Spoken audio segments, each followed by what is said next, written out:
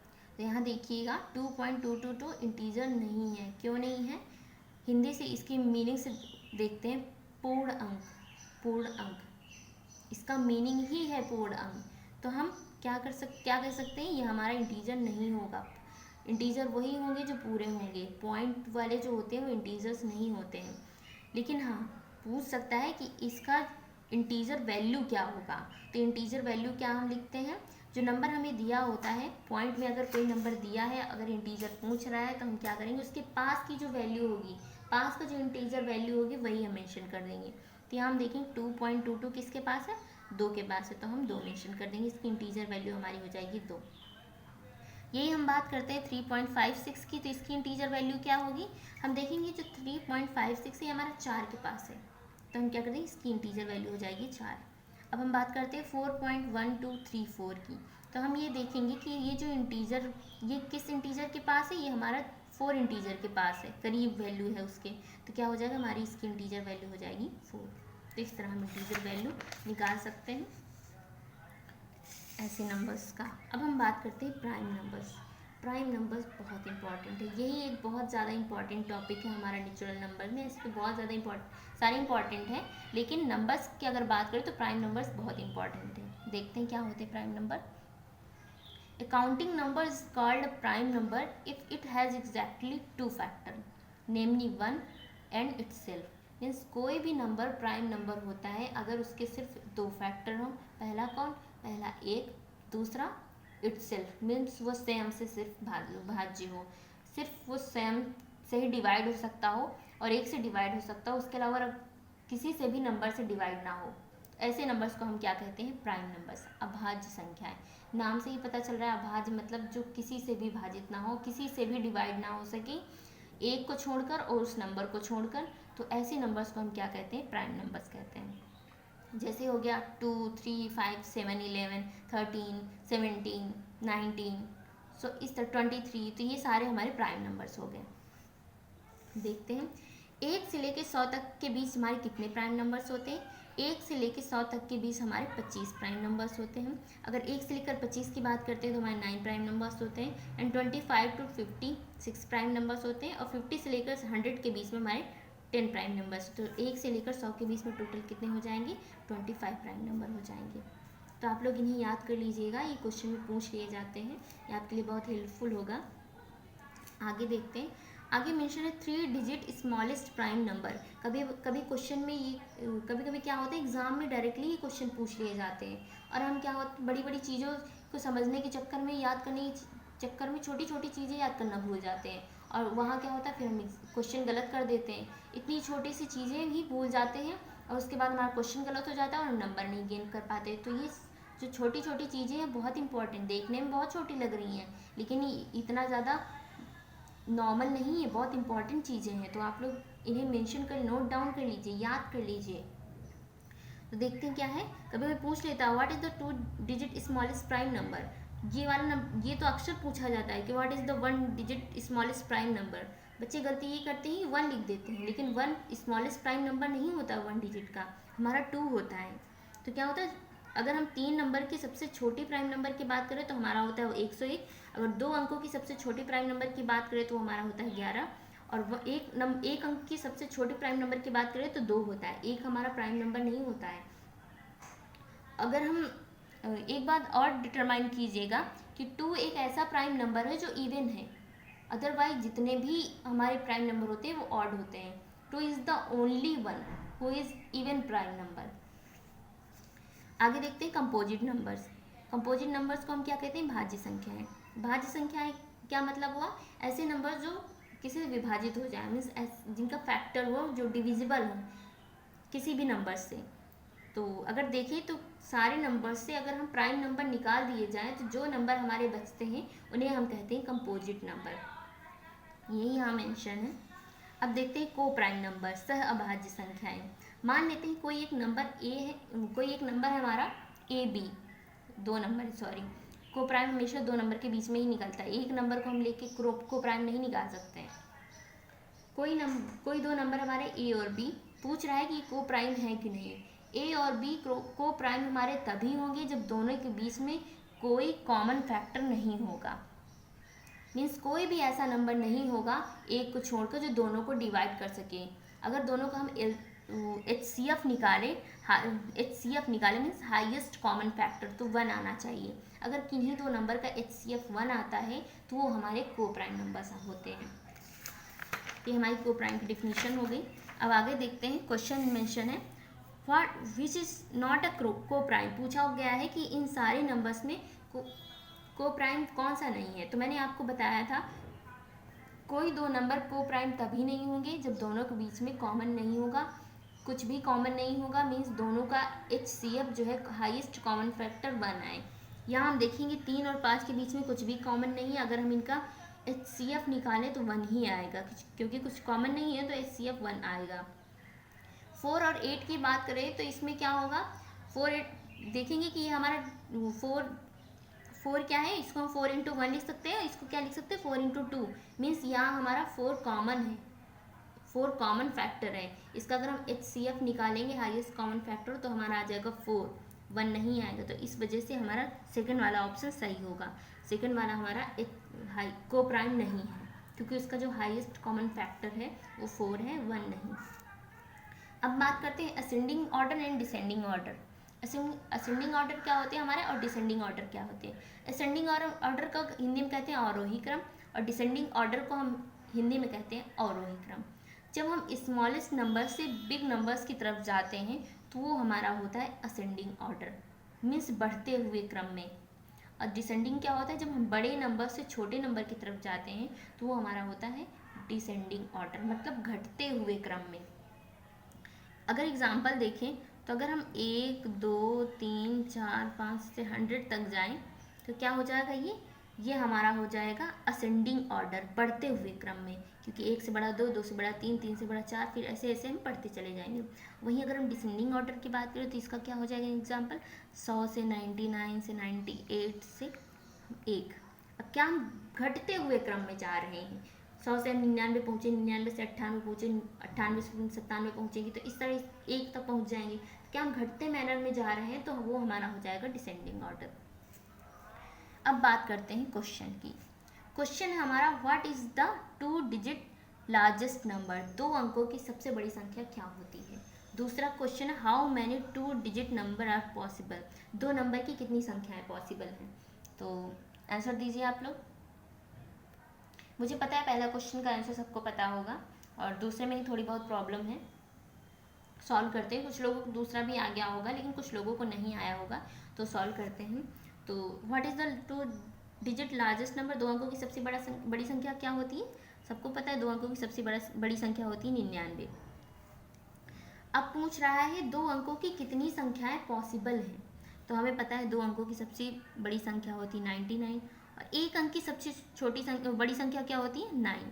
तो हम क्या करेंगे 9 को 99 से माइनस कर देंगे तो हमारा कितना आ जाएगा 90। तो 2 अंकों की कितनी संख्याएं पॉसिबल है 90।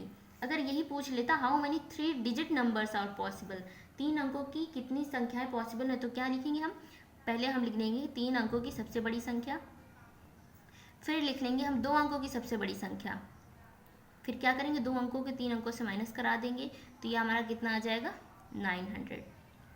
तो इस तरह आप कर सकते हैं। क्वेश्चन यहाँ कुछ भी दिया हुआ और आराम से आप कर सकते हैं। अगर ये 4 दिया हो जाता तो क्या करते हैं 4 अंकों की सबसे बड़ी संख्या लिख लेते, फिर उसके बाद क्या करते 3 अंकों की सबसे बड़ी संख्या लिख लेते, इसको इससे माइनस करा देते तो कितना आ जाता हमारे पास 9000। 4 अंकों की कितनी संख्याएं पॉसिबल है, 4 अंकों की कितनी संख्याएं पॉसिबल है, 4 अंकों की 9000 संख्याएं पॉसिबल है। तो इस तरह हम निकाल सकते हैं। अब आगे हम नेक्स्ट क्वेश्चन देखते हैं। नेक्स्ट क्वेश्चन हमारा डिजिट 6 1 4 2 5 से बनने वाली smallest number plus largest number, means ये अंकों से बनने वाली सबसे बड़ी संख्या होगी और इन अंकों से बनने वाली सबसे छोटी संख्या का जो प्लस होगा सम होगा वो क्या होगा। कैसे निकालेंगे, बहुत सारे बच्चे करेंगे क्या तो नंबर बनाने लगेंगे 6 इतने अंकों की, मीन्स ऐसे इन सारे अंकों को लेकर सबसे छोटी संख्या कौन सी बनेगी और सबसे बड़ी संख्या कौन सी बनेगी, फिर उसको दोनों को ऐड करेंगे फिर ऐसे निकालेंगे। क्या हो जाएगा टाइम टेकिंग प्रोसेस हो जाएगा। इसको कैसे कर सकते हैं हम, आप जानते हैं कि जब सबसे छोटी बनाएंगे तो हम क्या करें 1 को पहले लिखेंगे 6 को बाद में लिखेंगे, और जब हम बड़ी संख्या बनाएंगे तो हम क्या करेंगे 6 को पहले लिखेंगे और 1 को बाद में करेंगे। यहाँ क्या हो जाएगा, इकाई का अंक हमारा कितना आ जाएगा 7, और सबसे लास्ट वाला भी कितना आ जाएगा 7। तो क्या ऑप्शन में देखिए इकाई का अंक 7 किस में है, तो ये थर्ड ऑप्शन में है, इकाई का अंक इसमें 7 है, मीन्स यूनिट डिजिट, तो हमारा सी ऑप्शन सही हो जाएगा। तो इस तरह हम निकाल सकते हैं कम समय में। अब देखते हैं नेक्स्ट क्वेश्चन। नेक्स्ट क्वेश्चन हमारा 4 अंकों की महत्तम संख्या जो 13 और 65 से विभाज्य हो। इंग्लिश में क्या दिया हुआ है, the largest 4 digit number that are divisible by both 13 and 65, means 4 अंकों की सबसे बड़ी संख्या जो 13 और 65 से डिवाइड हो जाए। तो ऐसे क्वेश्चन को हम कैसे करेंगे, बहुत सारे लोगों को कन्फ्यूजन होगा। कन्फ्यूजन क्या हो रहा होगा, जिन लोगों ने HCF और LCM पढ़ा होगा तो उन्हें कन्फ्यूजन हो रहा होगा कि यहाँ तो मैक्सिमम दिया हुआ है तो हम क्या निकालेंगे, मैक्सिमम दिया हुआ है या लार्जेस्ट दिया हुआ तो हम क्या निकालते हैं, हाईएस्ट कॉमन फैक्टर, तो यहाँ हम HCF निकालेंगे। नहीं, हम यहाँ HCF नहीं निकालेंगे, यहाँ हम निकालेंगे LCM। क्यों निकालेंगे, क्योंकि यहाँ दिया हो डिजिट मेंशन है, जब भी लार्जेस्ट के साथ डिजिट मेंशन हो तो हम क्या निकालते हैं, LCM निकालते हैं। और अगर हमारा मिनिमम या लीस्ट के साथ हमारा डिजिट मेंशन हो तो हम HCF निकालते हैं। तो हम क्या करेंगे, पहले हम निकालेंगे LCM 13 और 65 का, तो हमारा कितना आ जाएगा 13, 1 5 टाइम जाएगा, 5 टाइम, तो क्या हो जाएगा 13 और 5 को मल्टीप्लाई करेंगे तो हमारा कितना आ जाएगा, 5 या 15, 1 कैरी, 5 में 5 6, 65 हमारा आ जाएगा LCM, 65 हमारा LCM हो जाएगा। लेकिन पूछा क्या है, 4 अंकों की महत्तम संख्या, 4 अंकों की सबसे बड़ी संख्या क्या होती है, 9999। क्या एक जो 65 है वो 9999 के पास है, नहीं है। एक मिनट रुकिएगा आप लोग, सही है। क्या 65 हमारी 9999 के पास है, बिल्कुल नहीं है। तो अभी इसे पहुँचाने के लिए क्या करेंगे, इसमें ऐसे नंबर का मल्टीप्लाई करेंगे जिससे हम इसके पास पहुँच जाए। अब हमें पता कैसे चलेगा कि हम 65 में किसका मल्टीप्लाई करें, किस नंबर का मल्टीप्लाई करें कि वो हमारा 9999 के पास पहुँच जाएगा। तो हम क्या करेंगे, 65 को 9999 को 65 से डिवाइड करेंगे, या हम ऐसे भी कर सकते हैं। कैसे कर सकते हैं, 65 है, 10 से मल्टीप्लाई करेंगे तो कितना आ जाएगा 650। अगर हम 100 से मल्टीप्लाई करें तो ये हमारा आ जाएगा 6500। अगर हम इसी को मल्टीप्लाई करें 1000 से तो कितना हो जाएगा, हमारा हो जाएगा 65,000। 65,000 तो कितने ज़्यादा हो जाएगी, हमें 4 अंकों की पूछा है तो हम क्या लेंगे, ये वाला देखेंगे कि किस नंबर का मल्टीप्लाई करेंगे। तो हम क्या करेंगे, 65 इंटू में किसका मल्टीप्लाई कर सकते हैं, हम यहाँ मल्टीप्लाई करेंगे 195 का। क्यों मल्टीप्लाई करेंगे, यहाँ देखिए जो हमारा लास्ट का यूनिट डिजिट है वो 55 आ रहा है। तो हम ऐसे क्वेश्चन को सॉल्व करेंगे, फिर उसके बाद आंसर निकालेंगे। तो ये क्वेश्चन आपके लिए होमवर्क है, आप लोग होमवर्क में करके लाएंगे। मैंने आपको मेथड बता दिया कि कैसे आपको करना है, तो आप लोग प्लीज़ कर लीजिएगा। अगर नहीं आता है तो प्लीज़ कमेंट कीजिए कमेंट बॉक्स में, और उसके में मैं आपको आंसर बताऊंगी। प्लीज़ आप लोग अपना एक्सपीरियंस ज़रूर शेयर कीजिए कि आप लोगों को वीडियो कैसे लग रहे हैं। अगर आप कुछ प्रॉब्लम हो रही है तो प्लीज़ उसको डिस्कस कीजिए। अगर आपको कुछ क्वेश्चन से रिलेटेड प्रॉब्लम है तो अपने आप क्वेश्चन पूछ सकते हैं मुझसे, मैं आपको उसका सोल्यूशन प्रोवाइड करने की पूरी कोशिश करूँगी। सो थैंक यू, आज के लिए बस इतना ही। नेक्स्ट वीडियो में न्यू कॉन्सेप्ट न्यू टॉपिक के साथ डिस्कस करेंगे। अभी हमारा नंबर सिस्टम ही चल रहा है, तो नंबर सिस्टम से रिलेटेड ही क्वेश्चन हम सॉल्व करेंगे नेक्स्ट वीडियो में। So thank you.